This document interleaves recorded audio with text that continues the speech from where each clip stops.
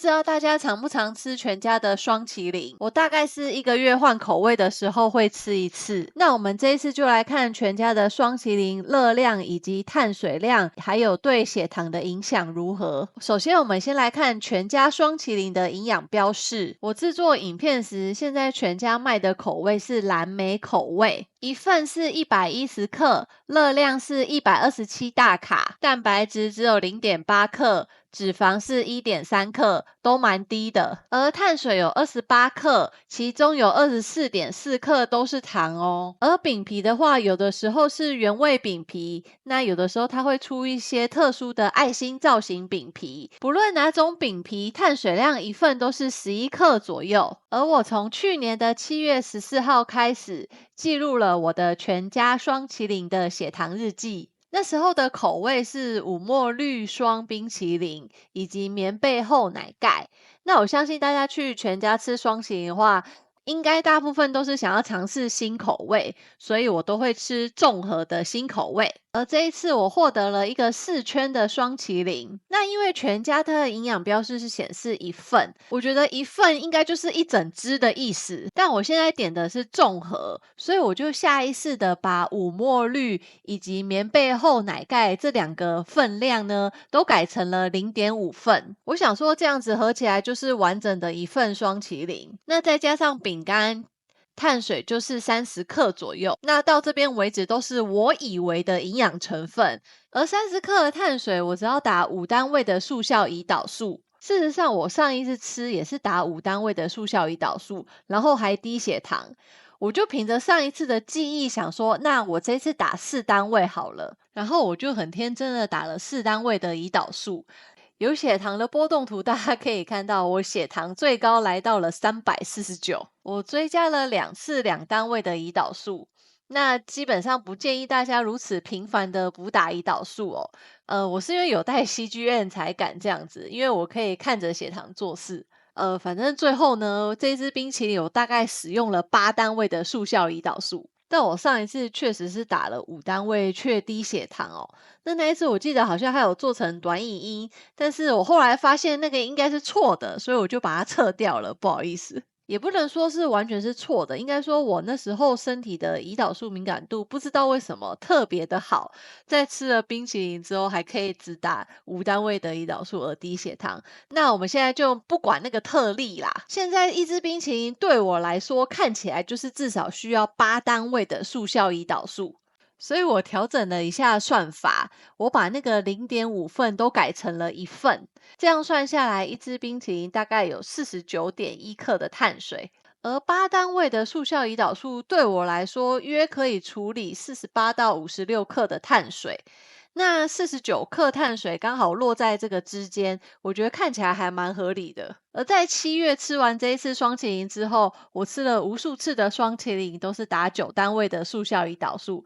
等一下再跟大家分享血糖。我们先来实际的称这一支双麒麟到底有多少分量。我是在今年的2月28号去称的，那时候的口味是红豆牛奶加日式煎茶。我买了1份饼干的跟1份没有饼干的。我们先来称一整只含饼干的到底有多重。有结果我们可以看到是243克，而单只有饼干的话大概是8克。那我们再回去看全家给的营养标示，它是标示1份15克，那我称出来一只饼皮是8克，所以顶多就是只能算0.5份。然而一开始单看营养标示，我以为1份就是一只饼皮，那称了之后才知道这是错误的认知，所以整只双麒麟是243克，饼干8克，243克减8克，表示双麒麟的分量是235克左右。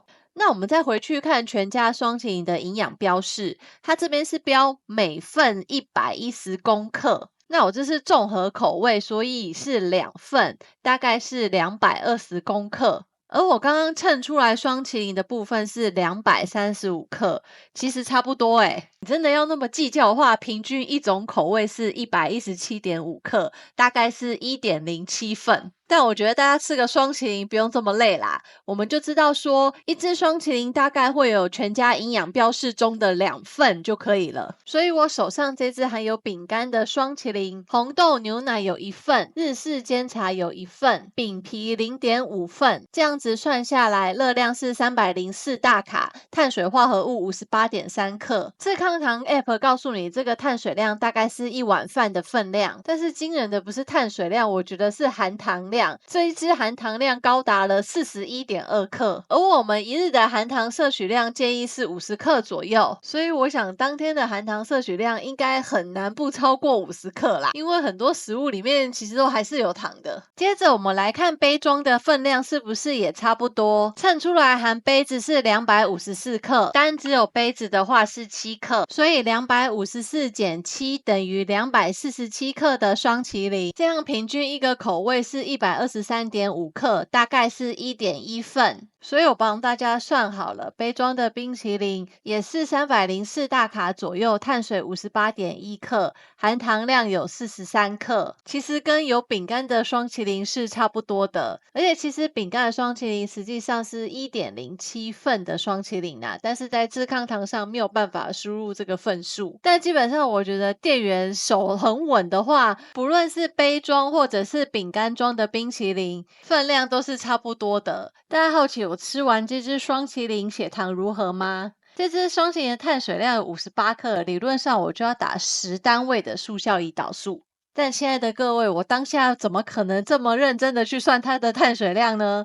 那大家还记得我刚刚用去年7月推测出来，我应该要打8单位的胰岛素吗？所以从去年7月开始，我就慢慢在猜这个双麒麟的碳水量，以及测试我胰岛素的剂量。只要是第1型糖尿病，应该都常常在做这种事情。那去年8月25的时候是芭乐加木瓜牛奶，那时候我都没有去称嘛，我就依据我上次的推测，先测试了8单位的胰岛素。而有血糖波动图，你可以看到我从血糖111的时候开始吃，最高点来到了218，表示8单位剂量是不够的。另外跟大家说一下，虽然双麒麟的口味不断的在变换，其实你会发现它每一只双麒麟的碳水量都是60克左右。接着9月的时候，口味是日式煎茶加醇厚焙茶。一样含糖量相当的惊人哦，直逼40克左右。那这一次呢，我就直接打了9单位的胰岛素，这次最高点只有171耶，终于是没有超过200了。那血糖之后急速的下降哦，因为我怕低血糖，所以在低血糖之前就补糖了。终于是看到一个好像比较合理的血糖状态了，所以我觉得好像9单位的胰岛素剂量是 OK 的。但是不知道大家有没有发现一件事，就是这一次的双麒麟数起来只有3圈，但我不确定啦，我在想是不是有1圈掉在饼干里面，所以是分量上真的有比较少嘛？我真的不确定。然后9月22的时候，因为我那个双麒麟的券快到期了，所以我又去吃了一个一模一样的口味，但我不知道为什么照片拍起来好像跟我9月10号吃的是不一样的口味哦。然后我从血糖102的时候开始吃，最高点只有175。然而这一次血糖并没有急速的下降，所以我并没有补糖哦。所以9月10号跟9月22号的时候，我都吃了一样口味的双麒麟，虽然饼皮是不同的，但是碳水量几乎是相同的，而且也打了一样剂量的胰岛素。由图中可以看到血糖的表现完全不一样哦。其实这也是很正常的，因为我2天身体的消化速度，甚至是荷尔蒙分泌的剂量，都不可能是一模一样的状态，所以对于血糖的影响当然是会不一样的。而且很多影响血糖因素根本不是我可以控制的，所以测食物的时候，其实我们都会不断的去测试做确认。只要是第1型的糖友，我想他们都应该都知道，血糖实验要做出漂亮的2重复，我认为是有困难度的。人体本来就是一个很复杂精密的器官。接着10月12的时候是咖啡口味配庄园牛奶，这支碳水量好像比较低耶，只有50克。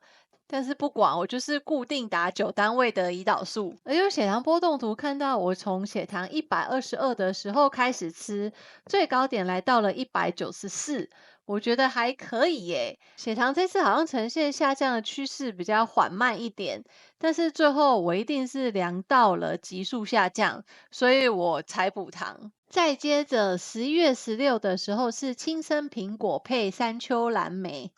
居然直接吃进了将近50克的糖所以我当天的含糖摄取量一定是爆炸的。那一样我打9单位的胰岛素剂量，从血糖105的时候开始吃，最高点居然只上升到149然后之后血糖就快速的下降，所以我也是补糖了，避免低血糖。这样几次下来，看起来好像9单位的胰岛素还蛮稳的。所以12月的时候，我又继续吃了芭乐加芋头牛奶口味的双麒麟，一样打9单位剂量的胰岛素。然而这一次呢，就很不一样。我从血糖95的时候开始吃，最高点来到了260。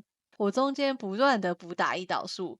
那基本上不建议大家如此频繁的补打胰岛素哦。那因为我是带着希卷才敢做这样的动作，不建议大家哦。而我最后一次吃就是2月28去蹭双麒麟的时候，这时候是红豆牛奶加日式煎茶口味，我一样打9单位剂量的胰岛素。我从血糖100的时候开始吃，结果最后血糖最高飙到了249。显然我的胰岛素打的是不够多的，而且看起来好像不单是少1单位哦。那因为后面我要吃正餐了，我就直接打一个大剂量的胰岛素让血糖下去。然而有结果可以看到，这半年多来我吃了那么多次的双麒麟，有的时候打9单位剂量的胰岛素是可以的，有的时候又是不行的。那为什么会这样子呢？当然我不可能跟大家明确的说哦，因为就是这样所以才会血糖高。像是有人可能会猜测是我生理期周期的影响，但是其实我自己回去看并没有看出什么绝对的结果啦。我甚至还看到一个小文章分享了42个影响血糖的因素。其实你说影响血糖的因素有上百个，我都相信。人体是很精密的器官，对于血糖的调节绝对不是一言可以说尽的。主要我觉得算出了双麒麟的碳水量以及热量给大家参考比较重要，而且碳水量我想对第一型糖尿病来说会决定要打多少剂量的胰岛素，这也比较重要。那如果你问我下次会打多少剂量的胰岛素呢？其实算起来每一支双麒麟大概都有60克碳水我本来就应该要打10单位剂量的胰岛素。其实真的是蛮惊人的我吃一个轻食便当才打8单位，我吃那一支双麒麟要打到10单位那为什么有几次我打9单位是 OK 的？我认为就是身体每次的状况都不同，对胰岛素的反应都不同，所以有的时候是 OK 的，但有的时候却也是不 OK 的。而且你可以看到双麒麟的碳水量跟鸡胸肉轻食便当的碳水量几乎是一样的但是它们的蛋白质含量以及脂肪含量是完全不同的，天差地远所以对于血糖的影响不单是碳水化合物，蛋白质以及脂质也占了很重要的成分。像双麒麟这种纯碳水对于血糖的影响往往就是往上冲得很快啦。那我吃这个鸡胸肉轻食便当的血糖波动图，我有做成短影音，大家有兴趣的话可以去翻翻看。如果你问我吃鸡胸肉轻食便当，其实58克的碳水，我应该也要打10单位的胰岛素，但我都打8单位的胰岛素，血糖会不会偶尔也会飙很高呢？我跟大家说很少，几乎不大会，没有像吃双麒麟一样这么容易翻车。而且吃鸡胸肉轻食便当打8单位我可以很饱，但是吃双麒麟一支我不会饱。一样提醒大家可以吃，但是就是适量，不要太频繁的吃，不要因为买1送1就买了4个，现场吃1个，剩下3个冰在冰箱晚点吃，这真的就是有点太夸张咯。